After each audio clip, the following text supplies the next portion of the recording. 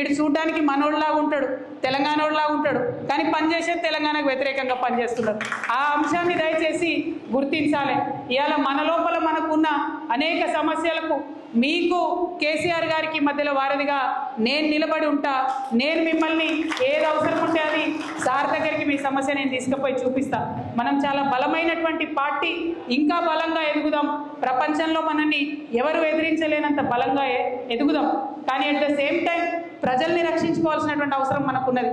తెలంగాణ యొక్క అభివృద్ధిని కాపాడుకోవాల్సినటువంటి అవసరం మనకున్నది.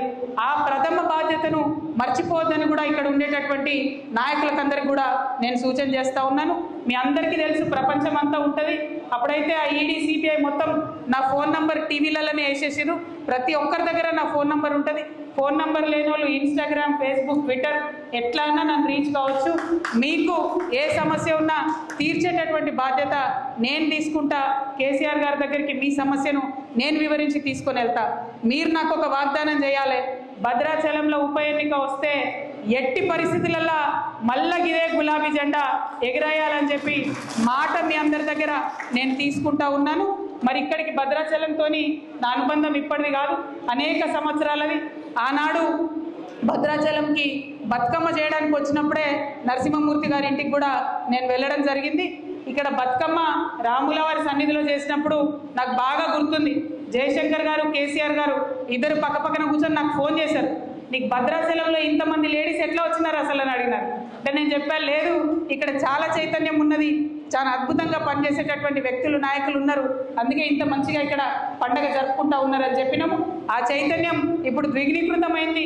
మన రాష్ట్రం వచ్చింది, మన రాష్ట్ర పండగ, మన రాష్ట్ర పద్ధతులు, మన రాష్ట్రం, మన రాష్ట్ర అభివృద్ధి అనే ఒక సోయి అందరికి కూడా ఉంది. కాబట్టి దాన్ని కాపాడుకునేటటువంటి దిశగా మనందరం కూడా ప్రయత్నం చేద్దామని మీ అందరినీ కూడా కోరుకుంటున్నా. అనేక మంది అనేక రకాలుగా ఉద్యమంలో పాల్గొన్నాం.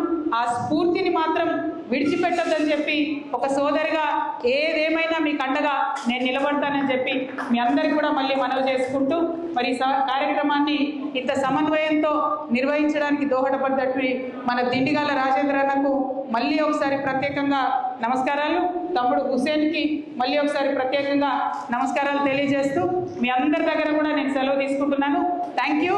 జై తెలంగాణ, జై కేసీఆర్, జై తెలంగాణ.